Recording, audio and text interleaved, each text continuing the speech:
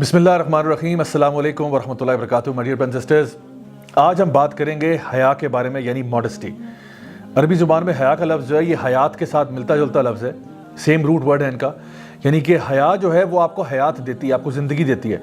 और अगर आपकी ज़िंदगी में हया ही नहीं है तो ये बड़ी ही बेमाने और बेमकसद ज़िंदगी बन जाती है।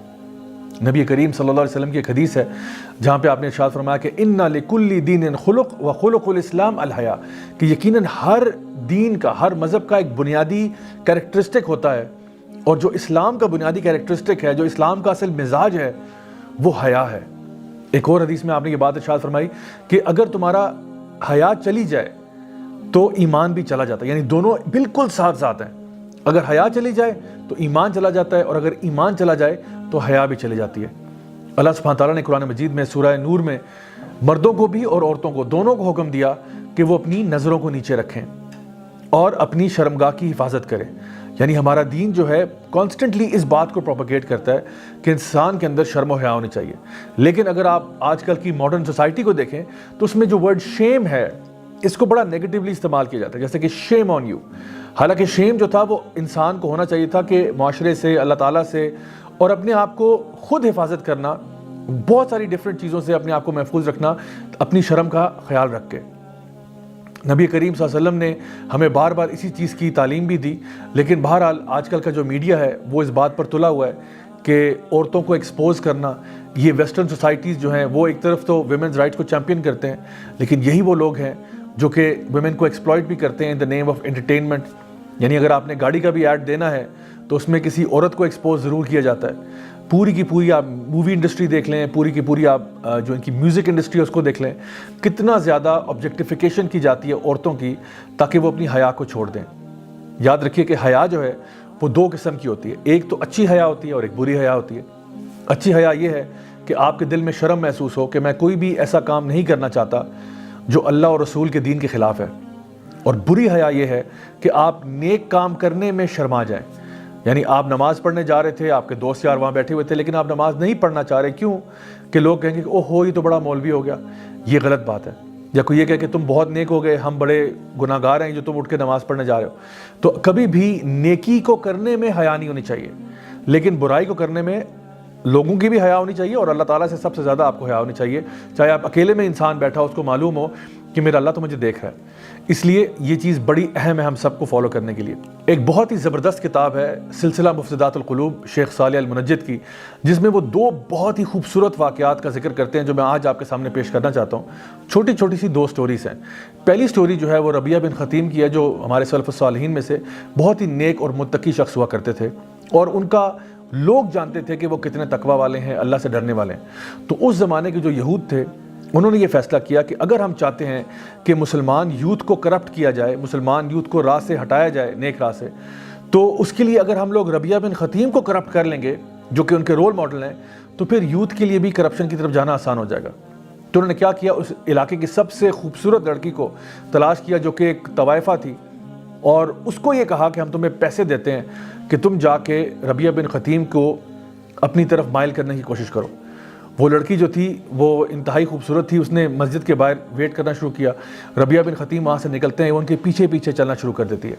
जब आप अपने घर तक पहुँचे तो उसने पीछे से शेर व शायरी में कुछ ज़बरदस्त किस्म के कलिमात इरशाद फरमाए, और ये कहा कि क्या तुम नहीं देखना चाहते मुझ हसीन औरत की तरफ, मैं तुम्हारे लिए यूँ कर दूँगी, तुम्हारे लिए ऐसा कर दूँगी, तुम्हारी ज़िंदगी में बहारें आ जाएंगी, और बड़ी बड़ी ऐसी प्यारी और ख़ूबसूरत बातें उसने करना शुरू कर दी। अब एक तो लड़की खूबसूरत है, ऊपर से उसकी आवाज़ बहुत सुरीली है, ऊपर से वो जो कलाम पढ़ रही है वो ऐसा है कि जो दिल को पिघला के रख दे। रबिया बिन ख़तीम पीछे मुड़ के देखते हैं और उसको अशार में ही जवाब देते हैं कि ए औरत, वो दिन कैसा होगा जब तेरी ये खूबसूरती चली जाएगी, वो दिन कैसा होगा जब तू दुनिया से चली जाएगी और तुझे फिर कब्र के अंदर दफना दिया जाएगा, वो दिन कैसा होगा जब मुनकर और नकीर तेरे साथ कब्र में दाखिल होंगे और तुझसे सवाल पूछेंगे, मन रब्बो का, बता तेरा रब कौन है, माँ दीनों का, बता तेरा दीन क्या है, मन नबियों का, बता तेरा नबी कौन था जिसको तू फॉलो करती थी। और अगर तू जवाब ना दे पाई उस दिन तो सोच के तेरे साथ क्या सलूक होगा कब्र के अंदर, और फिर तू अल्लाह के सामने कैसे जाएगी क़यामत वाले दिन। कभी सोचा तूने कि उस दिन तेरा क्या मामला बनेगा। वो औरत इतनी खौफसदा हुई इस पूरी बात को सुन के कि वो वहाँ से भाग गई। रबिया बिन ख़तीम वो थे جو کسی حال میں بھی اپنی حیا کا سودا نہیں کر سکتے تھے۔ ایک اور شخص ابو بکر المسکی کا واقعہ بھی شیخ صالح المنجد اپنی کتاب میں ذکر کرتے ہیں، جو ہمارے سلف صالحین میں بہت ہی نیک اور اخلاص والے، اللہ سے ڈرنے والے شخص ہوا کرتے تھے۔ ابو بکر المسکی خود بتاتے ہیں کہ میں جب تقریباً 16-17 سال کا تھا تو میری ایک کزن ہوا کرتی تھی جو کہ بہت خوبصورت تھی اور میں اس میں انٹرسٹڈ بھی تھا۔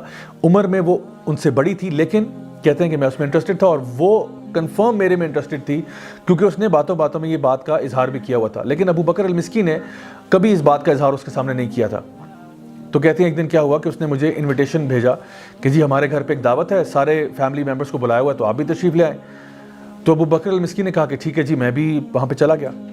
اچھا، جب وہاں پہ جاتے ہیں تو کہتے ہیں کہ میں نے دیکھا کہ وہاں پہ کوئی بھی نہیں تھا سوائے میرے، اور ایک دم سے وہ دروازہ جو ہے وہ بند کر دیا اس نے، اور اس نے مجھے کہا کہ میں تو کب سے اس انتظار میں تھی کہ آپ اور میں اکیلے ہوں۔ ابو بکر المسکی جو اللہ سے بہت ڈرنے والے تھے، ان کو خیال آیا کہ اب میں یہاں سے کیسے نکلوں۔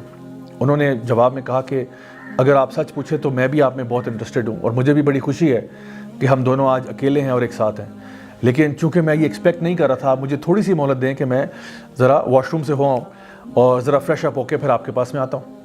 تو اس نے کہا ٹھیک ہے جی، آپ جائیں، اور جب آپ واپس آئیں گے تو میں آپ کا انتظار کر رہی ہوں گی۔ ابو بکر المسکی واش روم جاتے ہیں اور قضائے حاجت کے لیے، اور پھر جو بھی اپنا جو ریفیوج ہے، جو گند بلا ہے، اس کو سارا اپنے اوپر مل لیتے ہیں، اپنے پورے کپڑوں کے اوپر، لباس کے اوپر۔ یعنی بڑا کراہیت والا کام ہے، بڑا ہی آپ سمجھ لیں کہ ایسا کام ہے جو کوئی انسان بھی اس کو کرتے ہوئے اس کو بڑی گھن محسوس ہوگی، اور انتہائی مکروہ کام ہے۔ انہوں نے سارا وہ گندگی اٹھائی اور اپنے کپڑوں پہ مل دی، اور پھر باہر آ کے اس سے پوچھتے ہیں کہ کیا اب بھی تم مجھ سے پیار کرتی ہو؟ وہ عورت سخت خفا ہوئی اور اس نے غصے سے ان کو کہا کہ اب آپ میرے گھر سے نکل جائیں، میں نے اتنی محنت کی، اپنے گھر والوں کو نکالا، جو بھی سرونٹس ہیں، گھر کے ملازمین ہیں، ان کو بھیجا، اور آپ میرے ساتھ یہ سلوک کرتے ہیں۔ ابو بکر المسکی نے جلدی سے دروازہ کھولا اور وہاں سے نکلے اور دوڑتے دوڑتے اپنے گھر واپس چلے گئے۔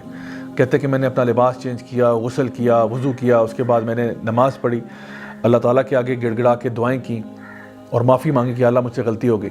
اور کہتے ہیں کہ میں جائے نماز پر گر گیا اور روتا رہا حتیٰ کہ میری آنکھ لگ گئی، اور جب میں صبح اٹھتا ہوں تو فجر کی اذانوں کے اوپر میری آنکھ کھلتی ہے، اور میں جب سمیل کرتا ہوں تو پورے کمرے سے اتنی زبردست خوشبو آ رہی ہے، تو میں حیران تھا کہ یہ خوشبو کہاں سے آ رہی ہے۔ تو کہتے جب میں نے ادھر ادھر دیکھنا شروع کیا تو پتہ چلا کہ میرے اندر سے ہی خوشبو آ رہی تھی۔ اور پھر یہ سٹوری جب اپنے اسٹوڈنٹس کو سنا رہے تھے تو انہوں نے کہا کہ میرے پیارے اسٹوڈنٹس، میری بات غور سے سن لو کہ وہ دن اور آج کا دن وہ خوشبو میرے جسم سے نہیں گئی۔ سبحان اللہ، یہ وہ اللہ کے لوگ تھے جو اس آیت پر ایمان لاتے تھے، اما من خاف مقام ربہ ونہى النفس عن الہوى فإن الجنۃ ہی المأویٰ، کہ جو شخص بھی اللہ کے سامنے پیش ہونے سے ڈرتا رہا اور جس نے اپنے نفس کو قابو کیا تو جنت اسی کے لیے ہے۔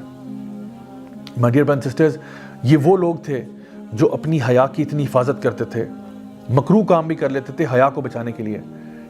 لیکن آج ایک ایسا دور ہے جب ہم لوگ بے حیائی کی طرف کھنچے چلے جا رہے ہیں۔ یہ وقت آ گیا کہ ہم سوچیں اور غور کریں کہ کیا واقعی ہمارا ایمان اتنا کمزور ہے کہ چھوٹی سی ٹیمپٹیشن کی طرف ہم اپنے ایمان کا سودا کر دیتے ہیں۔ میری دعا ہے کہ اللہ تعالیٰ ہم سب کو باحیا رکھے، ہمیشہ دین اسلام پر چلنے کی توفیق عطا فرمائے، اور ہم سب کو جنت الفردوس والا بنا لے۔ Until next time, this is me, Raja Zawlak, signing off. Wassalamu alaikum wa rahmatullahi wa barakatuh.